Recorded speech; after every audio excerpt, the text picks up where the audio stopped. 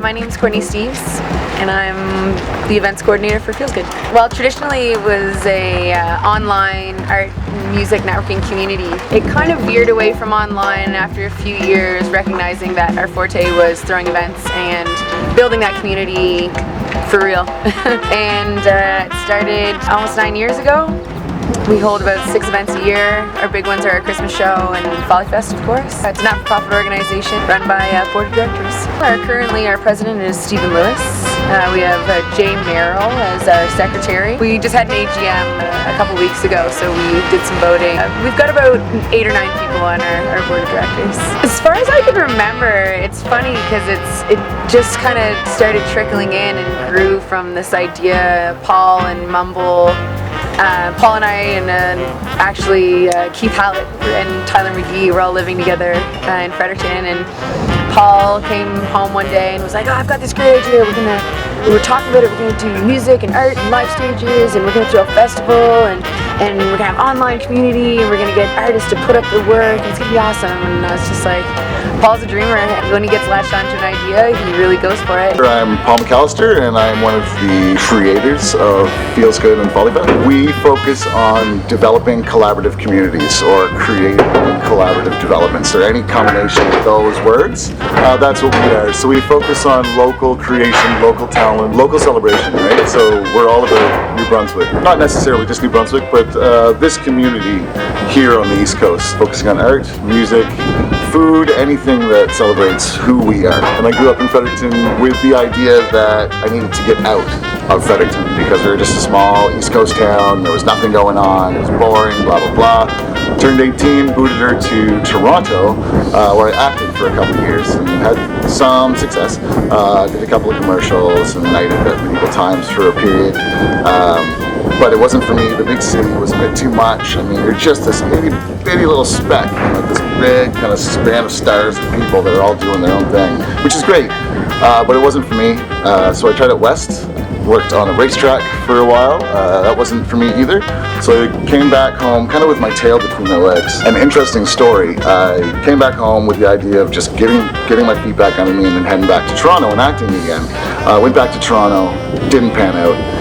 So back east I go, and when I get home, I decide to go to St. Andrews, New Brunswick for the weekend, like this beautiful little town, because I have a family home there. And who do I run into but Courtney Steves, who has been one of my very best friends since we were like, knee-high to a grasshopper. I tell her that I'm having a really hard time finding work. She's like, "Oh, come with me." So I go down to this place called the Kennedy Inn. She's like, "Hey, I work here. We can get you a job." Wound up getting a job instantly. And then went across the street to go hang out and ran into this dude with dreadlocks. And I was like, "Oh, excuse me, dude."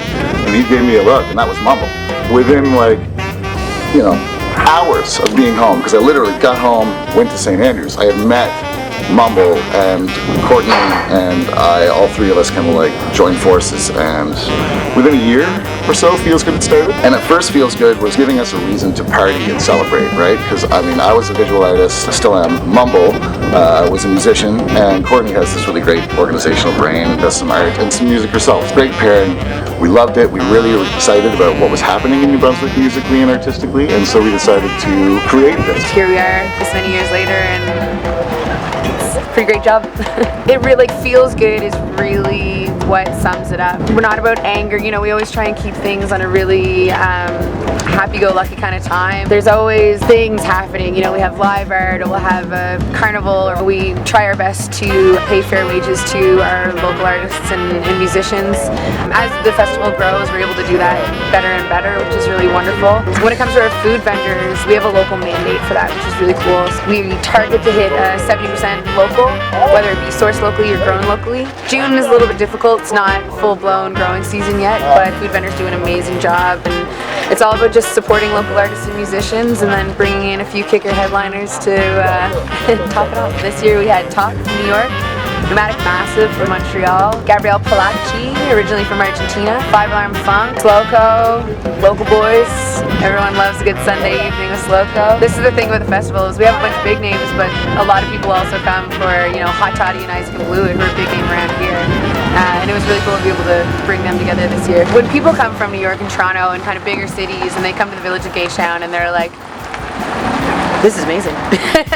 We get gushed upon of just how great this village is and this festival is and these people, and we can do our very best to have it ready, set up. We can have the stages, we can have the stations, the food, the art, we can have everything there, but really it's the people that make it so wonderful, and we're so lucky to have just a bunch of really respectful people that enjoy music and they enjoy community and being together and having a good time, and they're always looking out for each other. And I think when big bands come in and see that, they're kind of blown away by how you can really create the community atmosphere with 1,500 people. We do our best at treating our volunteers really well. They always get a hot meal and a drink with every shift. In the morning, when people have to do an 8:30 security shift, we get runners going around with coffee and breakfast so that everyone's fed and happy. You see, and I'm sure this is the same in a lot of places, is that it's the same faces for volunteers a lot of the time, and they are amazing, wholehearted people. I'm just afraid they're going to burn out, so my wish would be that people get involved on a volunteer scale, and I know people that they have the money for a ticket. It's not about that. It's about just being here and watching the festival grow and being a part of it. and that to me would be my advice to anyone, is just get involved with volunteering. It's not about free labor. It's about injecting into the community and seeing what it takes to put on something like this, and then learning to appreciate and recognize that there's brilliant hard work going behind it, and it's up to the volunteers to really make it happen.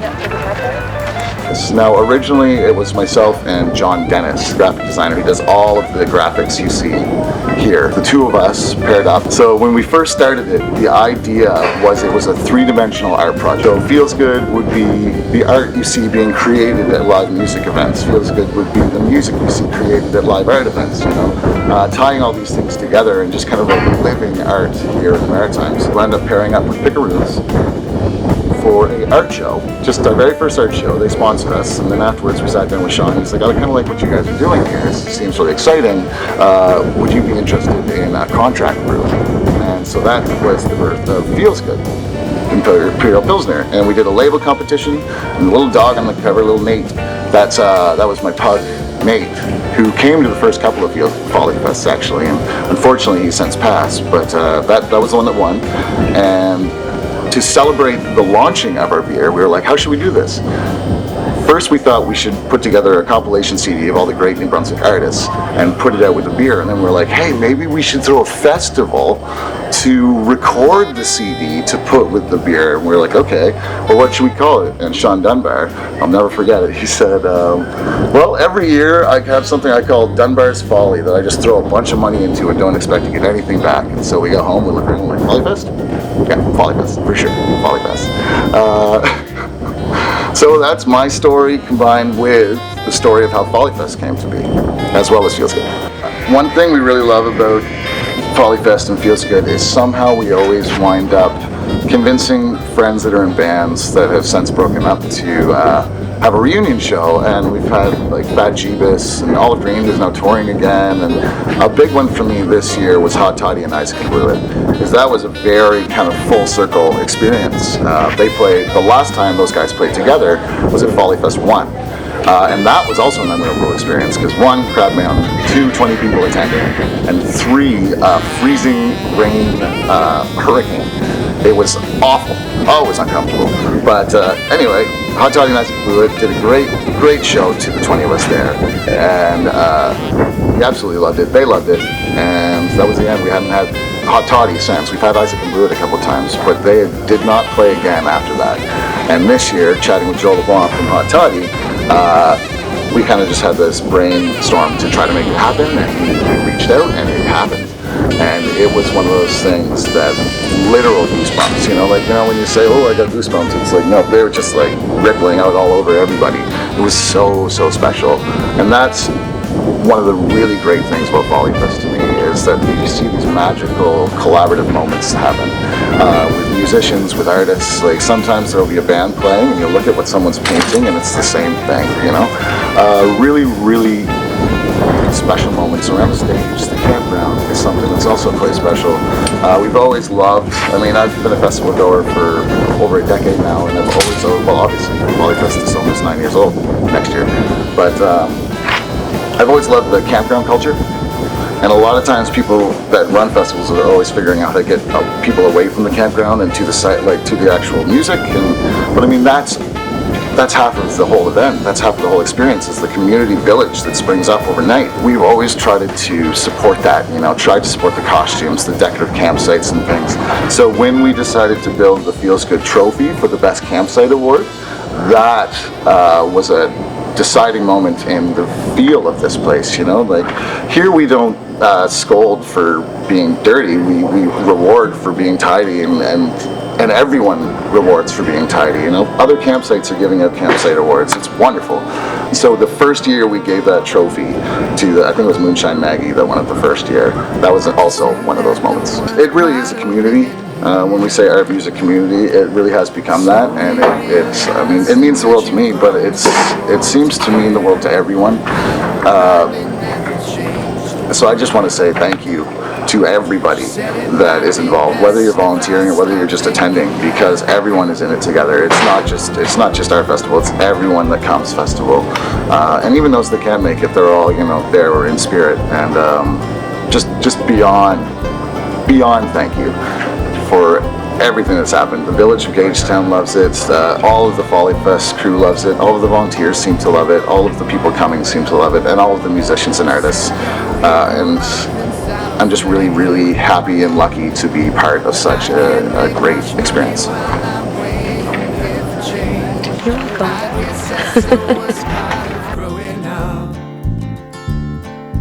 Trying to pay your debts while you still try to give enough. 'Cause there's farmers in the city